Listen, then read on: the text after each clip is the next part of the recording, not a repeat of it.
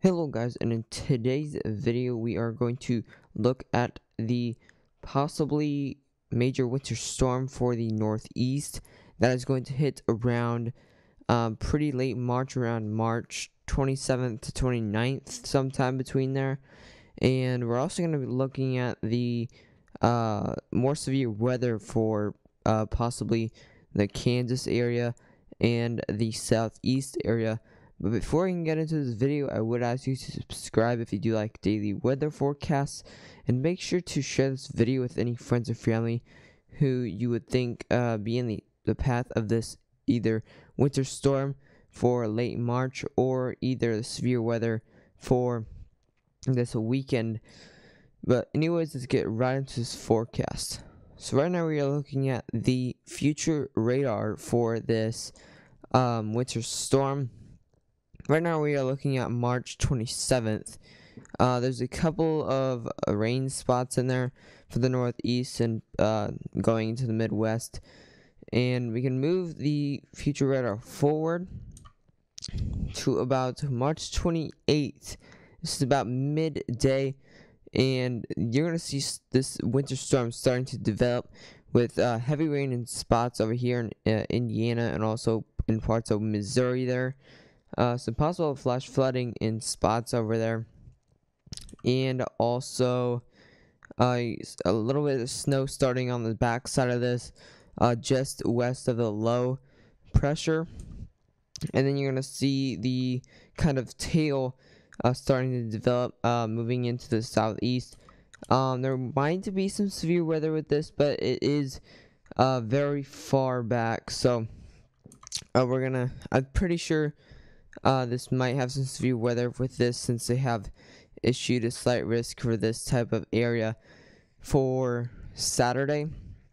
But we're going to look at that later. And then you're going to start to see the snow develop for the Northeast. There's also a little bit of snow developing for parts of Wisconsin. It shouldn't be that much, so. And then that's snow developing right there. It's going to become really widespread and possibly a little bit of an ice storm. Not a widespread ice storm, but a little bit of ice storm developing right on the edge of the snow and the green, or the rain I should say. In some more ice areas. That's in Canada though. This is in New Hampshire going into Maine. And then really still that ice, still that freezing rain, and then still that really heavy snow, possibly some blizzard conditions we can see with this winter storm. Moving out, still some light snow in that northern Maine part. And then you're going to start to see, there isn't much lake effect snow. There is some over here in parts of the northern New York and Vermont area, right there. And now we're going to look at the total snowfall for this winter storm. Alright, so now we're looking at the GFS total snowfall. This is how much snowfall to expect in the winter storm. And so far we're seeing 15 inches of snowfall. This is for March 31st. 15 inches of snowfall on the ground. That's a lot of snowfall, especially in March. You could still expect snowfall in March for this northern part of Maine, but that's a lot of snowfall that we're seeing for Maine in March. Also over here in these greens, 13 inches of snow over there. Also in these pink and white colors, about 8 to 10 inches of snow in that areas. More darker pinks, those are about 3 to 6 inches of snowfall, and also in those dark blues going into whitish colors, that is about 1 to 3 inches of snow. So that is the total snowfall from this winter storm. Now we're going to look at the possible severe weather for parts of the Kansas area and the southeast. Alright, so now we are looking at the Storm Prediction Center. This is for Friday to this week, and they have issued a slight risk for severe weather.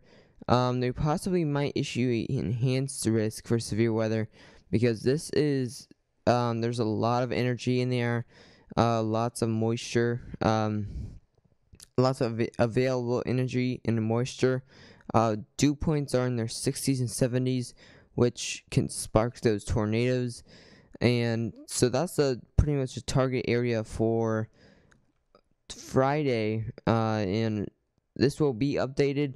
I will keep an update on every day on this, but I am keeping an eye on this since this could be possibly a bad severe weather outbreak that's on our hands.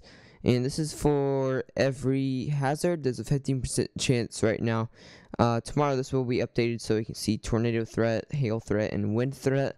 But this right now is a 15% chance for all hazards. And we're going to look at, they have issued a slight risk also for Saturday. We're going to go ahead and look at that. Alright, so this is for Saturday. They have issued a slight risk for kind of the border of Tennessee, the western border of Tennessee and Mississippi, and also a little bit of that Tennessee, the upper half of Mississippi there, and just that in that yellow circle, that is where that slight risk is going to be issued. It could possibly turn into a marginal risk, but that's where the severe weather is going to mostly be. They're pretty much just giving an idea of where it's going to be for Saturday. I can't show you the risks yet since it is kind of too far out to forecast, but I'm going to go ahead and look at the future radar also for the severe weather.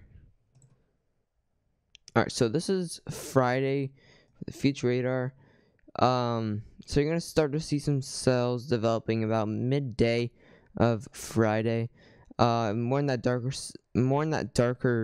green color. That's probably a cell. We can't get super high radar yet, but we can get an idea of where these thunderstorms are going to quickly develop. And this is where the slight risk is issued about this area. So it looks like if we move it forward, that's the same cell that kind of combined with the other thunderstorms, and that's where the slight risk is. So I'm going to, that's really the only cell that's popping up right now on the model, but we can go ahead and look at the CAPE values and the ingredients that we need for these tornadoes. Alright, so now we are looking at the models right now. We can go ahead and look at the available energy that we're gonna need for in the air for Friday. Let's go ahead and switch this. Alright, there we go. So we can see here, we can go ahead and go to Friday. Friday, lots of energy down here, especially if I scroll down here. Especially down here, we're seeing 3,000 joules per kilogram.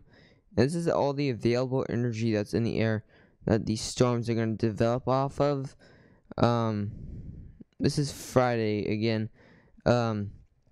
Early Friday, going into midday, and 3,000. That's a lot of CAPE.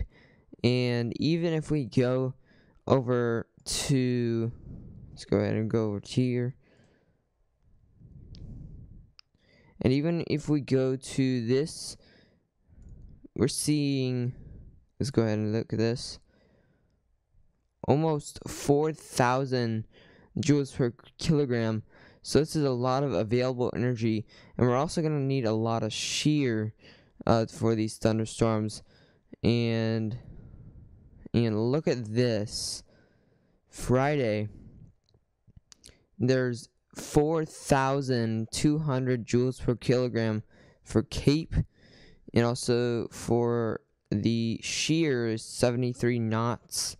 So there's a lot of shear, there's a lot of energy. And then we can look at the significant tornado threat for Friday.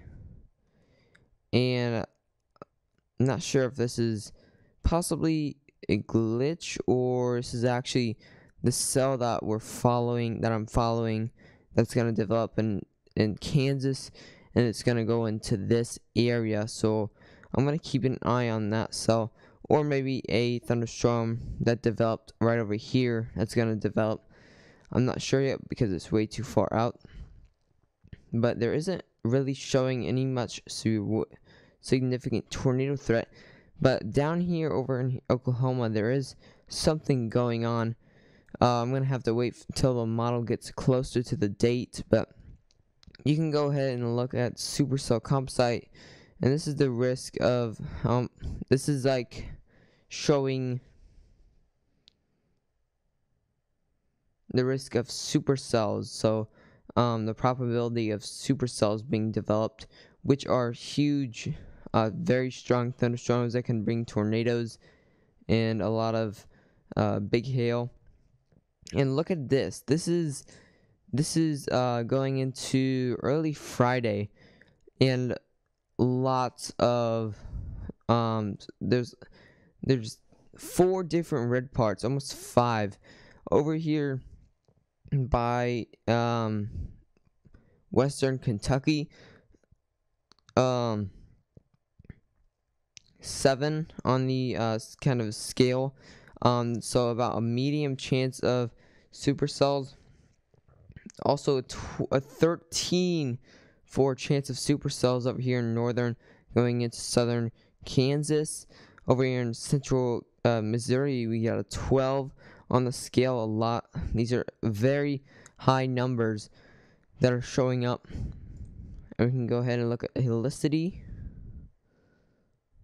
And lots of helicity in the air there, right there. And also you can look at temperature, and the temperatures are going to be pretty decent, 80 degrees.